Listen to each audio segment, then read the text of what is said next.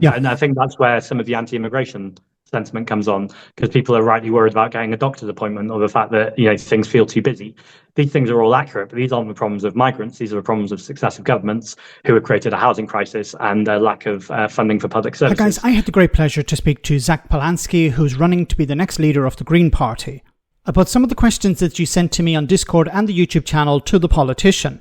He spoke about his vision, how to counter Nigel Farage, what the Green Party represents, and how to deal with the media. We didn't have enough time to cover all the issues raised by you guys, but I still hope you find the interview interesting. Okay, hi guys, I'm here with Zack Polanski from the Green Party. So Zack, can you tell us a little bit about yourself before we get into some of the questions I received from the channel and from Discord?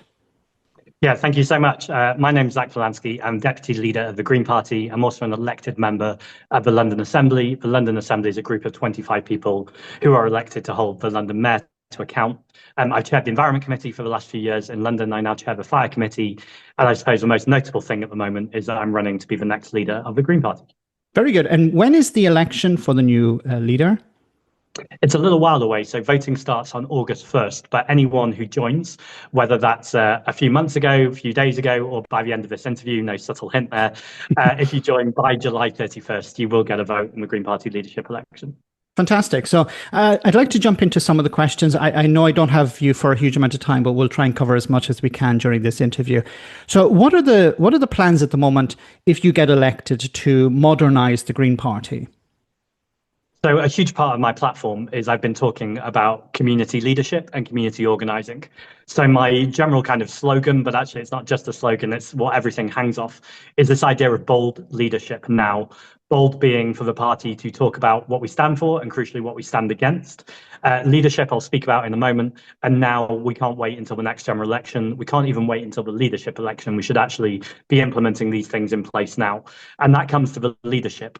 Very obviously, this is about my leadership because I'm running for leader, but much more importantly, it's about everyone's leadership. And what I mean by that tangibly is community leaders, people who are already doing work, whether they're running a food bank, whether it's a community group, whether it's a faith group or a non-faith group, people who are in community areas who are already doing amazing work, but haven't really connected with politics, either because they think politics is dirty or that it won't really change anything.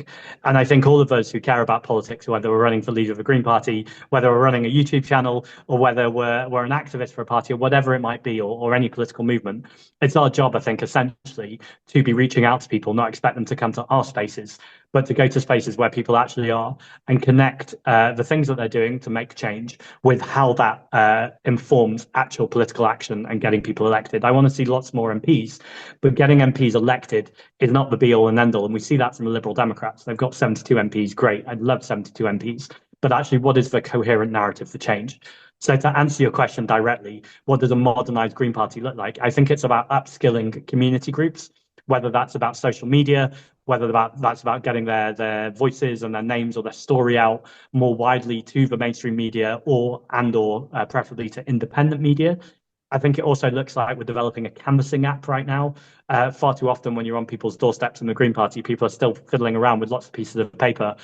And although I love the kind of localism of our party, it does mean that if you are campaigning in London versus if you go to Hull, people will campaign in completely different ways. Let me qualify that. I think campaigning in different ways is fine because I think it needs to be bespoke to the community and people know their community better than anyone else. But the way you record data very often changes depending on where you are in the country. And I think that's holding us back as a party. So there's a caution here because I'm not looking to push centralization. I think ultimately the best thing about the Green Party is how we have local democracy and our local parties decide how they run things and how they campaign and what they do. But I also think there's something holding us back in terms of a operation. I hesitate to say professionalization because I think that can often be taken in a kind of Blairite or Starmerite term, where professionalization means you don't still hold on to your values. You actually still hold on to your values, but a kind of templates for working that are suggested to people that can make them more efficient. Very good, very good, very interesting. And yeah, the idea that you need to adapt also to the new ways that campaigning is taking place. It's not like the old style of just knocking on doors with leaflets and just leaving it at that. I'd like to move on to the next question. Can I add a part B to it? Sure. Sorry, just very quickly. I think also in the way we communicate, so the party for a long time has been conflict averse. And also there's been a kind of old adage in politics that if there's a big controversy going on, you don't want to amplify it by wading in. And I'm not refuting that. I think that was partly good advice for a long time, but I think we're in a different age of politics now, where we know the attention economy and the way that the kind of political cycle works requires you to have an opinion on things, even when they're controversial. And I think what I want to see the party doing more, and I hope I've been demonstrating this, is actually towards running towards some of those conflicts, but actually making the conflicts happen on our terms. So on environmental, social, racial, economic justice, to talk about the inequality, to talk about the genocide in Gaza, to find ways of talking about the things that are central to the Green Party platform, but through the lens of what the media are talking about anyway. I don't think you always want to be doing that. I think there's some conflicts that, they're clearly unhelpful to everyone and everything, particularly if a minority or marginalized group is being demonized and they don't want the conflicts. And I think it is important to focus on what you do want to talk about. But I do think we need to do a shift in our communications to be more comfortable with being in conflict while still being kind and compassionate and retaining our values. That absolutely has to stay there. But I guess being a little bit more pugnacious and ready for the fight. Well said, yeah. And if you don't, somebody else will, as we know, will fill that gap. I'd like to move on to the next question. So the Green Party obviously is a party that's built on the environmental platform, on environmentalism. Where do you see the party drawing a line between the economy, conservation, and preservation? I think you can't draw a line on all of these things because I think they're all inextricably connected. There's no environmental justice without racial, social, and economic justice too, and all of these things are connected. So I think it's about a way of talking about it. I guess the most obvious example I can give you, if I can tangent for a couple of minutes, but it's an important tangent, is in 2013 there was a flood on the Thames, and this flooded Surrey, or large parts of Surrey, and there was an area with contaminated land in it that flooded. And then there was a young boy, 8 years old, who was living near that contaminated site. His parents had been complaining about it for years. And the flood caused the release of hydrogen cyanide, which killed this young boy at 8 years old, who was called Zain, and paralyzed his father, Kai, who has been relentless and amazing about speaking about this ever since, going up and down the country, is now paralyzed in a wheelchair. But he's calling for something called Zain's Law. And Zane's Law is essentially saying that when land developers or city authorities know that there is contaminated land, they need to have greater transparency and accountability about that contaminated land. Now, this will seem obvious to most people, and I think most people would be surprised that this isn't done with the rigor that it should be done. But when I started talking about this in London, where I'm elected, people on council estates started to contact me to tell me that where there was developments happening near them, they were breathing in toxic air, or there was smoke or fumes, disgusting tastes. And then when they complained about this, the developers who were building then hired their own independent monitor, hired by the developers to check the safety of the air and safety of the land. Now, I could talk about this for hours, but I just encourage people to go to truthaboutZane.com, which talks a lot more about Zane's Law. But the reason why I've kind of tangented to here is I can't think of a more tangible example where greed and profit has been allowed to rule over the need to protect our land, to protect our water, to protect our air.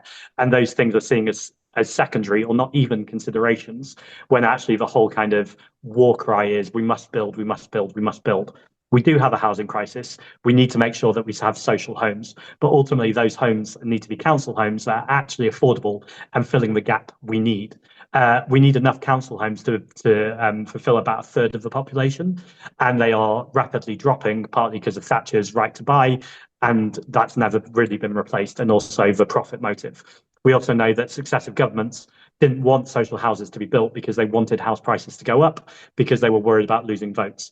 So all of these things are connected, and I think it's just really important to always be really clear that we know there's a housing crisis. There's 300,000 people who are homeless. There are over 1 million households on the waiting list. Those people need homes. But when you hear governments or opposition parties shouting NIMBY, when you often go into the detail, what they're really saying is private developers should be able to build wherever they want at whatever price they want. And what the Green Party are arguing is, yes, let's tackle the housing crisis, but let's make sure that actually affordable, secure, and accessible homes that are in the right place and going to the right people.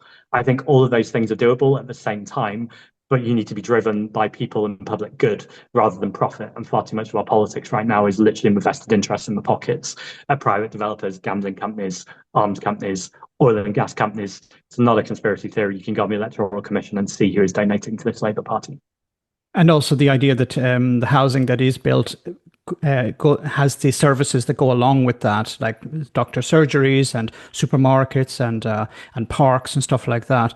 I'd like to move on to the That's a next really question. good point. And, Yeah. and I think that's where some of the anti-immigration sentiment comes on, because people are rightly worried about getting a doctor's appointment or the fact that, things feel too busy. These things are all accurate, but these aren't the problems of migrants. These are the problems of successive governments who have created a housing crisis and a lack of funding for public services and refuse to tax the rich, not the only way to fund public services, but one of the ways to reduce inequality.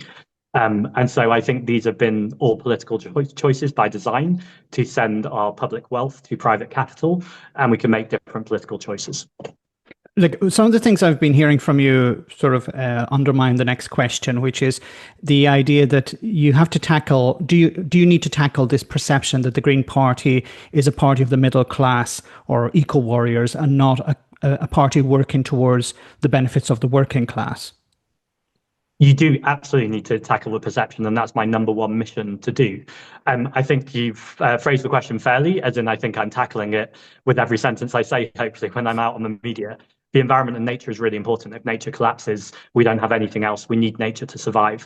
But we also know the reason why nature is collapsing is fundamentally a crisis of capitalism, a crisis of multimillionaires and billionaires, of unscrupulous landlords, of fossil fuel barons, of the military industrial complex. All of these reasons are reasons why we have a climate crisis in the first place. But if you're living on a housing estate and you're worried about feeding yourself or your family, you're worried about heating your home, you're worried about getting a job and then securing a job and how you might get to work, the climate crisis can feel like such an abstract, privileged thing to worry about. Now, that doesn't mean people who can and have the space to worry about it shouldn't. And it also doesn't mean that lots of working class people don't worry about the climate crisis. I think that's a really patronizing trope. But I do also think it's true that ultimately you need to change people's material living conditions, as in the day-to-day basis, where people are not surviving, paycheck to paycheck. Someone said to me the other day, they're surviving prayer to prayer. And actually, often it's just about getting through the day. And I think any party that looks to be in government or to be the opposition or to be a serious political force needs to recognize people's immediate needs. Of course, the climate crisis is also an immediate need. But the way that you talk about it, I think you need to access what people are actually worried about rather than what you want them to worry about. The Green Party is generally viewed as on the left, of course, but it's growing in support, and I think a lot of it is thanks to yourself. Are you willing to reach out to other individuals in Parliament? For example, Jeremy Corbyn has been mentioned a number of times. Would you be willing to do a coalition agreement with him and form some sort of coalition going forward with members of the independent MPs and perhaps even Jeremy Corbyn? I'm going to jump on the last question and then link it to this question, but I'm not avoiding your question. So if I forget, then call me up on it. I'm pretty sure I'll remember. I often hear about that the party is not working class enough, or we don't have enough people of colour. And actually, when I speak to working class and or people of colour within the party, they always say it feels like people are erasing me, because very often they'll be in the room and people will say the party is not diverse enough. And councillors who are all over the country will say, we're here and we're working really hard and you're raising our contribution with this question. So I didn't go there first because we're not diverse enough, and I totally own that. And I want to see us be as diverse and vibrant as the communities we seek to represent. So we can always do more to diversify the party and always do more to make sure that working class people are at the front of the party and also speaking with the party. But also, I think we always need to reject this idea that the other parties are in some ways, really diverse and really working class, and the Green Party is this kind of privileged party, because it's actually just not true. Now, the reason why this links to your question is when I speak to independents, my first question is always, join the Green Party. Like, if you're aligned with our values, we got nearly 2 million votes. We've got over 800 councillors. We've got 4 MPs, and we're literally having a leadership election right now where I'm running on a very explicit ticket, which shares a lot of the values, if not all the values that they're running on. So I can't genuinely, and I mean this respectfully, because, I have a lot of respect for Liam Mohammed, Faisal Shaheen, Andrew Feinstein. But when I say, why don't you join the Green Party? The answer almost always, if I paraphrase, is vibes. Like, the party doesn't feel diverse enough for them, etc. And I'm like, but if you join the party, we're a genuinely democratic party. We're one member, one vote. That would change, and you would play a big part in changing that. So I don't know if this is frustration in my voice. I guess it's more keenness than frustration, because I think we can still turn this around. So my first answer to your question is I just want these people to join the party. And I think I used to be a bit more subtle about it, but at this point, I feel like I could get a prop of a big red carpet and just roll it out for Jeremy Corbyn or Diane Abbott, Zara Sultana, Nadia Whittome, brilliant MPs who I think really align with the values of the Green Party, who I think clearly don't align with the values of the Labour government, and would be so much happier in a party where we don't have a whip. So as long as when you join the party, you're essentially signing up to the party's values and to our manifesto, which I can see no issue with in terms of what they vote for anyway, then ultimately the only people you're accountable to is your local constituents in terms of how you vote. And then every few years we have mandatory reselections for MPs, which is how the party essentially keeps you accountable. And I think those two things aren't in opposition. That's just about saying, my constituents do come first, but I'm running under the banner of the Green Party. So obviously there has to be alignment with the manifesto. More widely, I think the things I'm really interested in right now, and this is a line that John McDonnell said about me the other day, so I guess I'm just quoting it back at him, is he said right now he thinks the conversation has to be about less about electoral coalitions and about intellectual coalitions. So where we share values with people, where we can continue to build evidence and data and the argument, let's all work together. Because I think every single MP or every single candidate who is challenging the duopoly of the Conservative and Labour Party, who are part of the same neoliberal system, who are part of the same consensual thinking that is so narrow, so restrictive, and looks to demonize or discredit anything that is slightly outside of their bubble, I think is what's really destructive to our politics, to our media, to our communities, and ultimately to change. And so I think when it comes to people on the left, people who are independent, what I really want to do is build stronger relationships, keep saying that the door is open, because pluralism is in my bones. I really believe in proportional representation, and ultimately proportional representation will result in coalitions. But I think we don't even need a coalition at this point. There is a party that is a broad church party that is clearly on the left that is saying, come join us. So I'd ask people who keep asking me the question to actually go ask them the question. And I mean it politely, but actually at this point, waiting around for new parties, waiting around for new structures, sure, they might come.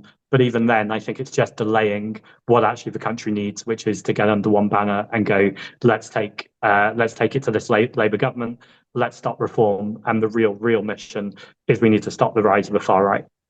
So we'll have to wait and see if a number of independent MPs join after you become leader. Let's move on to the next question about the wealth tax. So you've mentioned in a number of interviews about taxing wealth, not work. What are your plans to redistribute wealth? What would you like to see going forward?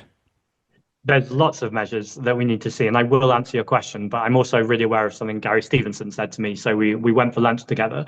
And one of the things he said was that one of the ways that right-wing economists, in particular people like the IEA, try and stop a wealth tax happening is they demand your full kind of costed plans, and then they will find any way to pick the smallest loophole, and then try and discredit the whole idea of taxing the rich. So I think which is so just to say, just to interrupt for a second, which is ironic because these are the same people who supported Liz Truss. But continue. And you're spot on. And also, we do need costed plans, and our plans have to make sense and they have to be coherent. So I think the challenge is sometimes helpful, but I also think it is fair enough to say that we don't have the whole civil service to our hands. We don't have the whole mechanism of state of where you could essentially say to all of these people, the fundamental principle is we want to make sure we're taxing the rich. We want to make sure we're taxing wealth more than we're taxing work, and actually let's make that happen. So I think that has to kind of be the first place the conversation starts from. I realize it's an unsatisfying answer, so I'm going to dig in deeper, but I just always want to put in the caveat there that I think whatever mechanism you use, taxing the rich and protecting our poorest communities, I mean, it's such an obvious thing to say, but it's not what is being done by successive governments. So let's start from that basic principle. I think another thing that is obvious is that if we put income tax in line with capital gains tax, that would be a very simple measure that just makes complete sense. So right now we are taxing earned income. So if someone is working in a bar, or they're a waiter, or they're someone who's running a small or medium or independent business, they're often paying more tax than a multimillionaire or billionaire who has an asset that they are paying less on. And I think the most stark example I can give of that is I recently met a group of South American cleaners. And then in the afternoon, I met a patriotic millionaire who is a group of millionaires who are saying, tax us more for a fairer society. And the millionaire said to me, if I owned the building that the cleaners, the migrant cleaners you were talking to this morning were cleaning, they could be paying more in tax cleaning that building than I would as the person who owns that building. Completely broken system. We also need to be looking at land value tax. I think it's clear that council tax system is regressive. And so I think there's lots of ways of doing things in land value tax. So it does what it says on the tin. Taxing the value of the land is also a really important principle. And then finally, I've been saying the phrase tax wealth, not work. I do think it needs refinement. I think it works as a slogan, but also I think there's a whole job for politicians to do as well to try and erase the language of tax burden or the idea of like, if we're paying tax, that's a bad thing. Really, what we're talking about here is essentially social democracy. And in lots of countries around Europe, where people have higher taxation systems, but they have better public services. And all that means is you are making sure that through that kind of public fund, if you need to use the national healthcare system, that is then accessible to everyone, as opposed to where you have a private healthcare system and only the rich can afford to get decent healthcare treatment. We're hearing a little bit of this with the winter fuel payments, where now the government are starting to tinker with it. They keep coming back to this argument that you shouldn't give winter fuel payments to multimillionaires and billionaires. And I can hear how that's intuitive to people. So it's a hard argument to challenge, but we have to challenge it. The concept of universality is so important because it removes stigma, as we see with free school meals, for instance. You don't need two queues in a school for the poor kids and the rich kids or the not poor kids. You actually just make sure everyone is leveled and everyone has that kind of equality within the conversation. If we are giving winter fuel payments to millionaires and billionaires, that's fine. Let's just tax them more. And actually, that means you don't have to deal with the bureaucracy of means testing and also the stigma of means testing, and you are doing it through a fairer taxation system. All of those things are complicated, but they're not so complicated that a government can't do it. And I think we always need to be really open-eyed to the fact that the only reason it's not being done is because governments are receiving political donations from the same multimillionaires and billionaires that I'm talking about taxing. I think the more that we can expose that, the more that we can have transparency and accountability, there is only so long that governments who are worried about losing votes will be able to hold off. And ultimately, we need a Labour government right now to be more worried and more scared about losing votes and seats to the Green Party than they are to reform. And you said there about universality. So I would assume that you're a supporter of a UBI, as we're seeing more and more jobs being lost to technology, AI, robotics. So can I ask you about that? Would you be supportive of a UBI, a universal basic income? I'm massively supportive of a universal basic income. I think it would be an absolute game changer. Sometimes I hear critics on the left say, but what about universal basic services? And the first thing I'd say is, why not both? Let's really bring up the concept of universality. But if you have to choose, and ultimately, you do have to make choices in terms of what you fund or how you fund it. I think the reason why I support universal basic income over universal basic services is for the exact reason that people oppose a universal basic income. They go, what if people spend it on alcohol or drugs? What if people spend it on like art and culture rather than the things they really need? And I think this is a really damaging conversation and a really it almost plays into the people who say, why is government taking away our freedom? And actually, I think there's a lot to be said for the fact that poverty is not a lack of character or moral judgment. Poverty is a lack of money. And actually, the biggest way to lift people out of poverty, quite obviously, is to give them money. And then there's been lots of evidence around the world. So this isn't kind of me just riffing or being abstract about it, that when you give people basic income, then actually what that does is give them opportunities to be able to nurture themselves, to enrich themselves, to create better job opportunities by upskilling or training. And also it takes away that immediate fear and immediate stress that people living in poverty have. This is why, for instance, like when Jeremy Corbyn suggested free broadband, and it was widely mocked by the media. But actually, if you're someone who has to go for a job interview and it's remote, and you're someone who can afford the internet, you have less kind of things on your mind when you're in that job interview than someone who's paying on the meter for electricity for a start, or paying for internet, where you're worried about your internet connection, you're worried about whether it's going to cut out. And so someone who's in poverty already has extra stresses, extra worries on top of them.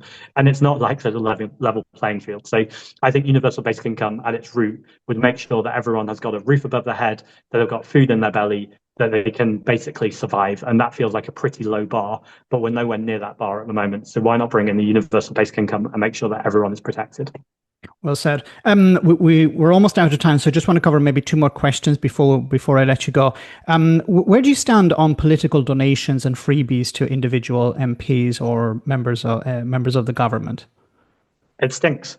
I think the fact that we've seen it in this government, but I want to be fair to this government. I mean, the Conservative government were pretty bad at it before as well. So I think it's particularly galling from I guess Keir Starmer because he rode in on the ticket of, doing decent things and being transparent, etc. And there's lots of questionable decisions that have been made. I also think around healthcare system and Wes Streeting, lots of questions around why he's been taking so much from private healthcare developers. I mean, I say I have lots of questions, don't have any questions really, because it's very obvious what's happening. But I see no good reason if you want a politics that's clear, transparent, and accountable to allow these things to happen. And by the way, it's something I love about being in the Green Party. We have two vested interests. It's people and the planet. And I think when ultimately your number one concern is how do I do the best I can today to protect the most marginalized groups, not talking for them, but talking with them and making sure we're co-designing policy. And how can I protect the planet and the environment? It means that you're much freer to speak. Doesn't mean you won't make a mistake. It doesn't mean things aren't nuanced sometimes, but actually you're never having to cover things up or lie. And I think where this comes from in the political system with the Labour Party and the Conservative Party, but most obviously reform too. Since 2019 election to the next election, 95% of their donations came from fossil fuel companies and climate denying companies. That's £2.3 million. I was on Sky News recently with their former head of comms. And I just said, when they're bashing net zero or climate action, there should be a ticker under the screen that makes it really clear who is paying them to say these things. And that can sound like an outrageous idea in today's media, but actually it just seems really obvious to me that if you've been sponsored by someone or that you've been paid to say it, then the viewer should at least know that's where it's coming from. It doesn't discredit what you're saying. It might be a perfectly coherent thing to say. I don't think it is, but it might be. But people should at least know the angle and the perspective that you're coming from. I think it was the comedian George Carlin who said that politicians should wear the the logos of their sponsors like NASCAR drivers. One final question before I let you go. How do you convince the public and in this day and age farmers that protecting the environment is in their interest? We massively need to work with farmers, and farmers should not be viewed as the enemy. And in fact, lots of farmers are tenant farmers. So there's often this kind of big difference made out in the Green Party that we're doing well in the urban seats and we're doing well in rural seats, but how will we keep that coalition together? But ultimately, people are people, and inequality hurts you wherever you live. If you're a young person who needs rent controls because your landlord is screwing you over in Norwich, for instance, that's a similar power dynamic to a farmer in Somerset who is being screwed over by supermarkets and agricultural corporate capital who aren't paying the farmers nearly what they deserve. Now, for those of us who want to tackle the climate crisis, food resilience and food security is a really important part of this journey. So people can either keep viewing farmers as part of the problem, or we can go, actually, how do we work with farmers right now to reach out a hand to say, this isn't about giving any group everything that they want, and everyone will need to make transitions. But actually, lots of these farmers want to make the transition. The reason why their livestock is being kept badly and is being harmed in awful conditions, the reason why they're complaining madly about the inheritance tax, and the reason why farmers sometimes kick off about perfectly reasonable things is because they are also under massive stress where they're being squeezed by tiny margins because of the profit motive. And so I think it's really, really important that we see farmers as allies in tackling inequality because they are being hit by this too. Does that mean all farmers? No. Jeremy Clarkson, for instance, is clearly a very wealthy person who I don't put in the same kind of bracket as the farmers I'm talking about here. But one, they're a very, very small minority. And two, it fits into the exact same conversation, which is not about further dividing us between the working class and what's called the precariat. So people who are just trying to get by from month to month or people who run their own business. The divide here is really clear. It's between the 99% and the 1%. It's between the people and it's the elite. And I think when you unify the people, when you work together across divides, when you work to build that coalition, to recognize that we have all been distracted by being turned on each other, rather than recognizing that it's the multimillionaires and billionaires that are hoarding power, wealth, and status that have utterly corrupted our democracy, that it is corporations destroying our democracy, destroying our environments, and destroying our community, it becomes very clear what needs to be done. And what needs to be done is tackling inequality. That's great for farmers, it's great for renters, and in fact, it's great for everyone other than that tiny, tiny group of people. The top 5 richest people on the rich list have more billions than the bottom 50% of the UK's poorest communities. That can't be right. Well said. Thank you so much for speaking with me today. If there's anything you'd like to say, maybe where people can go to perhaps register as a voter in selecting the new candidates, I'll take it away. Yeah, amazing. So my website is backzack, Z-A-C-K, so backzack.com. You can find out more about my platform there. I'm also planning to do 2 events in the next month. One is an Ask Me Anything. I guess it's similar to this, but we just get rid of you, Max. Not that I want to get rid of you, but just I'll be taking viewers' questions. We did one that's already up on YouTube. And also later on in the month, I'm going to be doing a People's Assembly. People's Assembly, very briefly, is where there is no set agenda. So we ask a broad question. Last month, we asked, how can the Green Party be more effective at environmental, social, racial, and economic justice? This month, the question I think is going to be, how can the Green Party be a more inclusive party? So that's a broad question. So there's no set agenda, but actually the people come with the agenda. And anyone who wants to talk about something, no matter how specific, takes a breakout room. This is all on Zoom, and then effectively manages that conversation. So rather than me talking at people, which is very top down, this is about a genuine grassroots community way of organizing, of saying this movement has to belong to all of us and how can we grow through the People's Assembly. And finally, I know I said it at the beginning and I said it slightly tongue in cheek, but it is important. If the things I'm saying are resonating with you and you align with our values, then please join the Green Party. I was at a protest on Saturday, People's Assembly against austerity. And I was pleased, but much more alarmed about the amount of people, and I'm talking hundreds, coming up to me and saying, if you're leader of the Green Party, I'm going to join the Green Party. And I was like, that is the wrong way around. Join the Green Party right now and help elect me to be leader. And then we can make sure this movement continues to grow. And you can join the Green Party at join.greenparty.org.uk. Thank you so much. Thanks so much for having me.